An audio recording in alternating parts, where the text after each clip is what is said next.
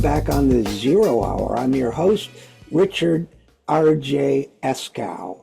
It's hard to believe that in this day and age there are still so many assaults underway on reproductive rights. I should say it's hard to say if you live in a certain segment of society. In other parts of society, it's commonplace and it's a critical issue, one we shouldn't lose sight of. Here to talk with us about that now is Laura PACKARD. Laura is a good friend. She's the executive director of Healthcare Voters. She's been involved in this issue and other healthcare issues for many years now. So first of all, Laura, welcome back to the program. Thanks for having me.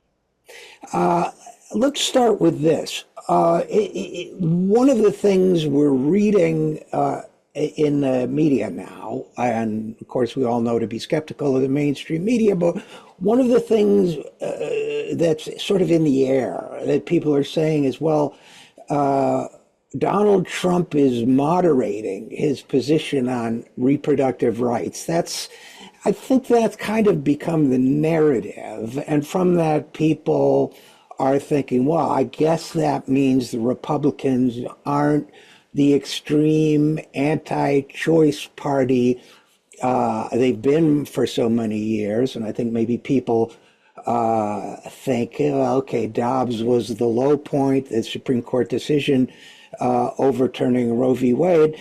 But the more I listen to you and people in your line of work, the more I get the sense that that is the opposite of reality. But I'm wondering if we can talk a little bit more about that. I mean, it is true, it seems that Trump is trying to haze everything over like the consummate BS artist he is, but what's really going on with Republicans and reproductive rights, just kind of broadly speaking, what's the landscape look like? Well, I think it's important to remember that Donald Trump is why we're here. The fact that we have a radical right-wing Supreme Court that ruled in the Dobbs decision to take away a right that people my age have taken perhaps for granted our whole lives, the right to an abortion and reproductive health care when you need it. That is just their first ruling. We could see them rolling back more reproductive freedoms, like we saw in Alabama, threats to IVF, in vitro fertilization, is the way that some families, the only way that they can have children. And now our right to contraception is being threatened. Various Republican figures have made clear that they don't like some forms of contraception or maybe all forms of contraception. So we are one bad Supreme Court decision from having our right to birth control threatened. And it doesn't matter what Donald Trump says, it matters what he did. He appointed these radical judges at all levels around the country, and he emboldened attacks on our reproductive freedoms. And whatever he says now, he's saying whatever he thinks people want to hear in order for him to get reelected. We know what he'll do because we know what he did. One of the things that I think is happening around this issue is a kind of denial among liberal or progressive or even mainstream centrist voters, independent voters, and everyone else, is perhaps an inability to accept just the extent of the radicalism that permeates the Republican Party elected establishment and now judicial establishment, for lack of a better word, as well as their donors, just how radical the ideas are. This is why I thought it was so important for you and I to talk about this, Laura, because it seems to me that what we're facing is now a case where, okay, I think a lot of reasonable people can say, oh, I don't agree with you about abortion, but I get it that you believe that a fetus has a soul, and so the idea of abortion feels wrong to you. But now we're talking about in vitro fertilization, which is actually giving a life, not taking a life, if you want to look at it in those terms. And we're talking about contraception, which, granted, that was the traditional Catholic Church position, but I think for most of us, it's like, wait a minute, people haven't felt that way since the 1950s or something. I mean, people, what you're really saying then is that you believe that, and correct me if you disagree with any of this, but what that's really saying is that we have a political party, powerful political party and judicial force that believes that sex is only for procreation and that it's sinful to do otherwise, and that therefore the full force of the state and police, law enforcement, everything must be used to prevent people from having sex unless their goal is procreation. I mean, this seems to me almost medieval in its extremeness or extremity. And I'm wondering, am I misreading? Because this just seems crazy to me. Well, these are issues that 90% of Americans agree on, and that's why it feels crazy that our rights to contraception could be at risk, that your right to get IVF, to grow your family. But the thing is, these radical right-wing justices don't answer to us anymore. They answer to Trump, who appointed them. And that it can feel like this couldn't possibly happen. These things we've taken for granted for decades, but they are at risk. You wouldn't think that it would be possible if you were a woman that was pregnant and having a miscarriage in Texas right now. Of course, you would be able to get medical help to stay alive. You would think that to be true, but that is not true anymore. That I think as humans, we expect tomorrow to be like today. The things that we've always taken for granted will continue. But we aren't living in that world anymore. And even though it may be hard to get our heads around the idea that the court system is not answerable to the people anymore, and some of these elected officials are not in touch with our same reality anymore, it is true. And these people are legislating away our freedoms, and this is really real. It is already happening in states like Texas and Alabama, and here in Florida today. So I did a kind of mental deep dive into this, what their thought process could be, and it strikes me the only thing I can think, whether it's them or whether it's the politicians who run for office misrepresenting their own positions, is that they are so embedded in this radical belief that, and they are so filled with a hatred, mistrust of the majority, the huge majority that, as you well know, that supports these reproductive rights, that they feel just, and you see the literature saying that, there's a demonic gate to hell over the Capitol Dome and all that they actually feel justified in lying. But that just to me shows the power of the force we're up against. And it's sort of, how do we organize against that? I guess, how do we, meaning not just progressives, not just Democrats, liberals, but the 80% or more who think we have a right to contraception, who think we have a right to IVF, who think we have a right to abortions at times and places of our choosing. How do you even, I mean, this is a part of what you do at Healthcare Voter. How do you even organize against such sort of intense radicalism? Well, I think some people can't be reached, unfortunately. They're too deep into alternative facts to be reached with actual facts. But I believe the majority of Americans who think all of these issues are common sense, who would be outraged if they realized that the Supreme Court overruled the ban against bump stocks, which allowed tens many, many people to be shot and murdered in Las Vegas with by one gunman.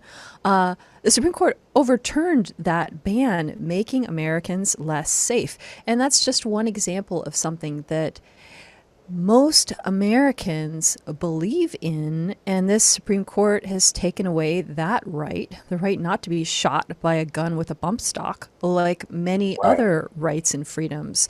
So I think some people can't be reached, but I think the majority of people believe we should have access to birth control, believe that we should not be shot in the streets, believe we should be able to use IVF to grow our families.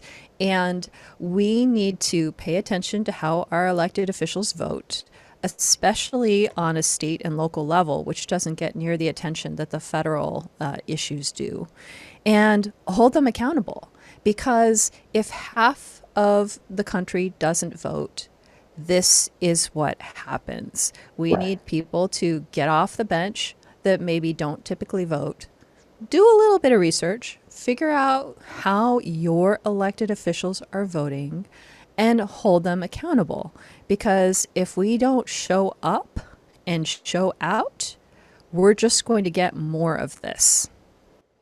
Yeah, and I want to circle back to the Trump question. I mean, Trump in his first and hopefully last term, but defunded family planning clinics, right? They broadened the ability for employers to refuse to cover contraceptives. They kept trying to keep contraceptive coverage out of the Affordable Care Act. And now we have this sort of phase to this, the legislative radicalism, which has completely taken over the Supreme Court, and we have phase three, which is this thing called Project 2025 that some people might have heard about. And I mean, most people, if they've heard of it, they know that some right wing think tanks put it together. But why do we? First, before we talk about what's in it, why do we worry that that this is likely to be the Republican and Trump agenda if they come into power again? Well, we know that it doesn't matter too much what Trump says. He could say you need to shine a light up your butt to avoid COVID, or windmills cause cancer, or any number of ridiculous things. It matters not what he says, it matters what he does. And we know from the judges he's appointed in the past, and we know from what the Heritage Foundation and Project 2025 is planning, we know what he's going to do. It doesn't matter what he says right now, because we know what he'll do in office, that he's going to go on a revenge tour and go after anybody that he's ever felt slighted by. And he's going to go after our rights and freedoms that maybe we never thought would be at risk. Well, they will be at risk, especially because anywhere from 1 to 3 or more Supreme Court justices will be chosen in the next presidential administration, because the Supreme Court still pretty old. So that not only affects the next few years, but the next few decades. So even people that maybe haven't been paying too much attention or don't think it really matters too much who is president, the legacy they leave on the Supreme Court, as we can see, as women in Texas who have to travel around the country to stay alive for basic reproductive health care can see, this matters, and it will matter for decades to come.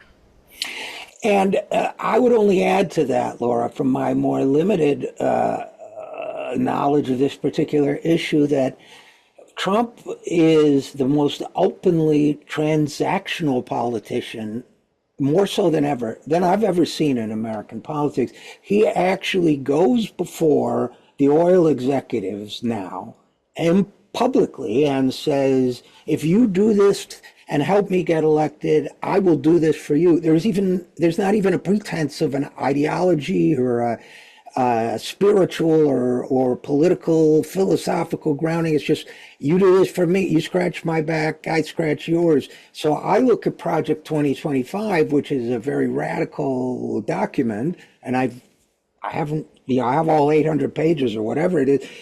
I look at that not so much as what Trump believes, because I don't know that he believes anything, as you said, but I look at it as what he's agreed to do. And so, for example, in terms of reproductive rights, that document wants to restrict Title 10, which is family planning and preventive health services, to go harder on employer exemptions for contraceptive coverage, removal of the morning after pill from the Affordable Care Act. What am I missing that's important? Because I think it's important for people to know what happens if we have a government that runs according to this guideline.